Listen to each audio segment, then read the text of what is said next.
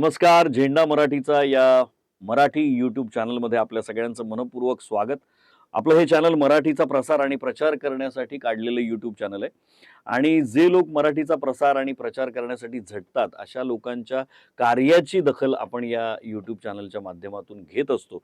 आणि आज अशीच एक व्यक्ती मराठीसाठी झटणारी, मराठीसाठी काम करणारी आज आपल्या सोबत आहे. त्या व्यक्तीबरोबर आपण आज संवाद साधणार आहोत, गप्पा मारणार आहोत, चर्चा करणार आहोत. त्या व्यक्तीचं नाव आहे मुनव्वर शेख. मुनव्वर, तुमचा जन्म कुठला? मी मूळचा मुंबई चेंबूरचाच. बरं. आणि गाव कुठलं? गाव माझा जुन्नर. जुन्नर. आणि छत्रपती शिवाजी महाराजांचा जिथे जन्म झाला. क्या बात आहे. त्याच्या पायथ्याशीरच आमचं घर आहे. वाह वाह. आणि इथे किती वर्ष आहात तुम्ही मुंबईत? मुंबईत आमची 5वी पिढी आहे सध्या. बर बर. आणि आता तुमचं काय वय आहे? माझा वय आहे 41 वर्ष. बर बर. म्हणजे तुम्ही मुंबईतच जन्म तुमचा, हो, चेंबूरमध्येच, हो, हो. आणि गाव जुन्नर. बरोबर. तुम्ही कुठल्या शाळेत शिकलात? मराठी माध्यमाचे की इंग्लिश माध्यमाचे? इंग्लिश माध्यमाच्या शाळेतून शिकलोय मी. एफॅक इंग्लिश स्कूल. अरे वा. शिकलोय. चेंबूरची नावाजलेली शाळा आहे. हो. बरं. आणि आता तुमची मुलं पण मराठी शाळेत शिकतात की इंग्लिश मीडियम मध्ये नाही, शिकतात? माझी मुलगी इंग्लिश शाळेत जाते. स्वामी अच्छा. विवेकानंद मध्ये ती आहे. अच्छा. बर बर. ती पण इंग्लिश मीडियम मध्ये शिकते. हो, इंग्लिश. तर मुनव्वर भाई, तुम्ही इंग्लिश मीडियम मध्ये शिकलात आणि तुमची मुलगी सुद्धा इंग्लिश मीडियम मध्ये शिकते. पण मराठी माध्यमाच्या शाळा, मराठी मीडियमच्या शाळा बंद होत आहेत आणि जर त्या मराठी माध्यमाच्या शाळा बंद व्हायला लागल्या तर मग महाराष्ट्रात मराठीचं अस्तित्व कसं टिकणार, ही भीती तुमच्या मनात कधी निर्माण झाली आणि तो कुठला प्रसंग आहे हे मला वाटतं चित्रकाका जास्त चांगलं नाही, सांगू मला शकतील. मंगेश सर तुम्हाला ह्याबाबत आवर्जून सांगता येण्यासारखी एक गोष्ट सांगू शकेन, हां. की ती म्हणजे असं आहे, की ह्यांचा मूळ व्यवसाय असलेले खाटीक, हां. त्यांचं स्वतःचं मटण शॉप त्या ठिकाणी आहे. बरं. मोठ्या प्रमाणात वर्षानुवर्षे ते येणारी जी लोक आहेत, त्यामध्ये मी सुद्धा आलो, माझी बाकीची सगळी मंडळी पण आली. असं करीत असताना एक नियमित येणारा जो हे होता ग्राहक त्यांच्याकडे येत होता. हं. तर तो संवाद मला मोठा गमतीदार वाटला. तो मी त्या ठिकाणी आवर्जून सांगणं गरजेचं प्लीज वाटतं प्लीज मला. सांगा, प्लीज सांगा. तर तो मुन्नावर त्यांना विचारतायत, की "काका, तुम्ही आज इतक्या वर्षाचे माझे ग्राहक आहात आणि खूप खूप महिन्यांनी तुम्ही माझ्याकडे इथे आलात, म्हणजे आता विसरलात की काय आम्हाला?" हं. तर हे विसरलात का की म्हणत असताना ते जे होते ते गृहस्थ सांगतायत, "अरे बाबा रे, ज्या ठिकाणी आता मी शिफ्ट होऊन गेलेलो आहे, रिडेव्हलपमेंटच्या निमित्ताने जिथे गेलेलो आहे, त्या ठिकाणी मांस, मटण वगैरे खायला मला पूर्णतः बंदी आहे. असं असताना मी तुझ्याकडे मटण आणि मच्छी मागायला येऊ कसा?" तर हा जेव्हा मी संवाद ऐकतो, त्या संवादानंतर ते तसे निघून जातात, हाय-हॅलो करतात. ग्रस्त सुद्धा त्या कामामध्ये असतात. त्याच्यानंतर मुन्नावर माझ्याकडे येतात आणि मला विचारतो, की "काका, हे हे तुम्हाला कसं सहन होते ह्या सगळ्या गोष्टीचं?" उलटा मला हा जेव्हा प्रश्न विचारतो, तर तुम्हाला नाही का वाटत आपल्याला काहीतरी करायला पाहिजे, आपण काहीतरी करूया, आणि सातत्याने एखादा ध्यास घेतल्यासारखा हा ग्रस्त माझ्याकडे येत होता. मग मी भाऊ कोरगावकरांसारख्या किंवा यांच्याकडे त्यांना हे करत होतो, की जेणेकरून त्याला त्याच्यामधले जो उत्स्फूर्तपणे त्याला जे काहीतरी करायचं वाटतंय ते कुठे दडपलं जाऊ नये, म्हणून हा हे करीत असताना मी भाऊ वगैरे यांच्याशी भेटत होतो. अशा पद्धतीने ह्या माणसाचे ते जे शाळा बंद असणं, मराठी भाषेबद्दलचं हे, अशातून हा झपाटल्यासारखा ही व्यक्ती त्या ठिकाणी काहीतरी आपण करावं असं मला वाटतं. हा प्रसंग या ठिकाणी सांगताना मला निश्चितच त्याच्यातलं जो गांभीर्य आहे, तो एक मराठी माणूस म्हणून मी घेत नाहीये, पण ते गांभीर्य हा विचारात घेऊन एक होतं, म्हणून त्याचं कौतुक ह्या ठिकाणी व्हायला पाहिजे असं मला वाटलं, म्हणून याच्या मागे मी राहिलो.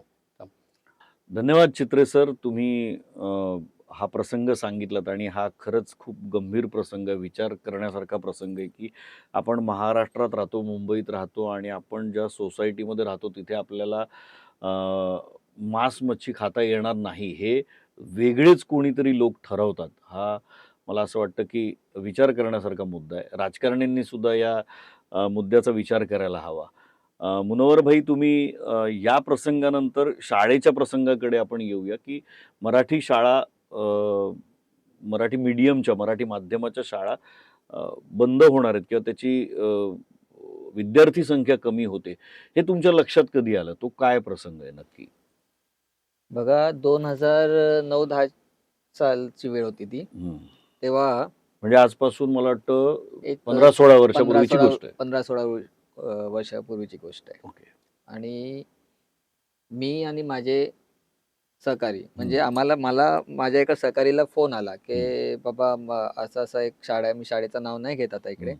शाळा आहे अशी अशी आणि तिकडे ते मराठी डिव्हिजन बंद करण्याच्या याच्यात लागले आणि पालक लोक आपल्याकडे आलेत, काय करावं? तर म्हणलं त्यांना थांबव तिकडे. मदतीसाठी आले. मदतीसाठी आले. म्हणलं थांबव त्यांना, मी येतो. मग मी पोचलो तिकडे. मग मी त्या पालकांशी डिस्कस केलं तर ते बोलले का साहेब असं असं आहे, मराठी शाळा हे लोक बंद करायच्या पाठीमागे लागलेले आहेत. त्यांचं म्हणणं आहे का मुलं येत नाही आणि मुलांची संख्या कमी असल्यामुळे ते बंद करतात. तर मी त्यांना घेऊन त्या ट्रस्टींकडे गेलो शाळेच्या. त्यांच्यासमोर बसलो. त्यांची समज काढली. त्यांना सांगितलं की बाबा तुम्ही मराठी शाळा बंद करू नका. तुम्हाला जे काय विद्यार्थी लागतील ते आम्ही आमच्या माध्यमातून तुमच्याकडे पाठवत जाऊ.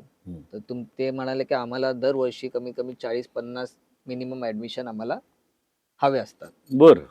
तर आम्ही तशी त्या तरतूद केली. तर ती शाळा जवळपास एक 5-10 वर्ष चालली त्याच्यानंतर. बरं. मग आता कळायला लागलं की ती शाळा त्या लोकांनी मराठी डिव्हिजन बंद करून इंग्रजी माध्यम सुरू सुरू केलं. केलेलं आहे. तर अशा पद्धतीने तिथून माझी ती चळवळ सुरू झाली. सुरू झाली.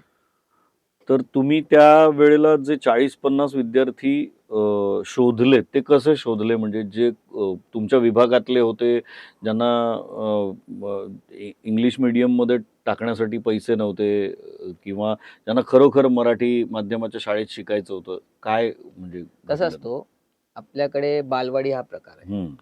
तर आम्ही सिंपल केला. आम्ही काय केलं की सगळ्या बालवाडी आमच्या ज्या विभागात होत्या बालवाडी, त्यांना आम्ही व्हिजिट केलं. त्या मुलांना आम्ही म्हणजे त्यांच्याकडे आम्ही व्हिजिट केलं. त्यांची नाव नंबर वगैरे काढली. त्या पालकांना मी भेटलो. मग त्यांना आम्ही सांगितलं की तुम्ही अशा ठिकाणी ही शाळा आहे आणि ती शाळा नावाजलेली शाळा होती. अशी लोकल शाळा नव्हती. तर लोकांना माहित नव्हतं. लोक भीतीपायी तिकडे जायचे नाही की ती महाग असेल किंवा काय असेल, तिकडे मराठी डिव्हिजन आहे का नाही, ह्या सगळ्या गोष्टी पण लोकांना ते तेवढं माहित नव्हतं. कारण की काय होतं, बऱ्याच वेळी ज्या शाळांना म्हणजे जर मराठी डिव्हिजन बंदच करायचं, मग ते त्याची हे करत नाही, ॲडव्हर्टाइजमेंट वगैरे करत नाही किंवा काय करत नाही.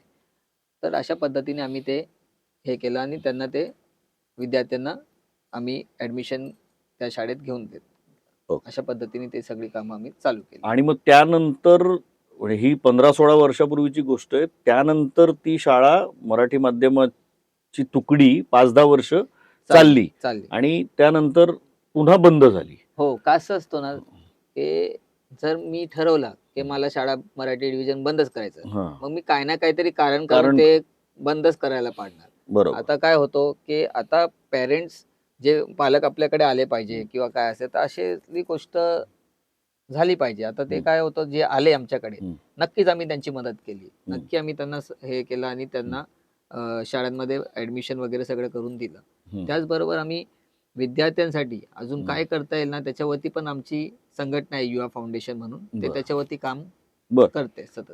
पण मग आता 2026 मध्ये 25 मध्ये अशी काय घटना घडली किंवा असा काय प्रसंग घडला की तुम्ही पुन्हा त्या विषयाकडे वळलात? सांगतो तुम्हाला. आता जर बातमी आलेली रायगड जिल्ह्यात 29 शाळा बंद होत आहेत, जिल्हा परिषदेच्या, ते माझ्या जीवाला एकदम लागलं. आता ते 29 शाळा बंद होत आहेत, त्याचं हे मी जेव्हा वाचलं की का बंद होत आहेत, कशामुळे बंद होत आहेत, त्या सगळ्याचे पाठपुरावा करत असताना मला कळलं की तिकडे सगळी सुसुविधा असून सुद्धा पालक पाठवायला तयार नाहीत.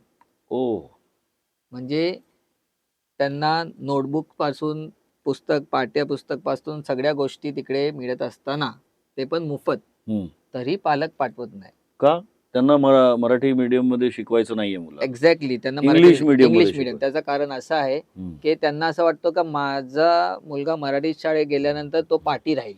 अच्छा. म्हणजे आजच्या जगात जे इंग्लिशचं जास्त हे चाललंय, त्याच्यामुळे माझा मुलगा पाठी राहील. पण मी त्यांना ते वाचल्यानंतर मला आता असं समजलं की आपल्याला काही ना काहीतरी माध्यमातून यांच्याकडे पोचलंच पाहिजे.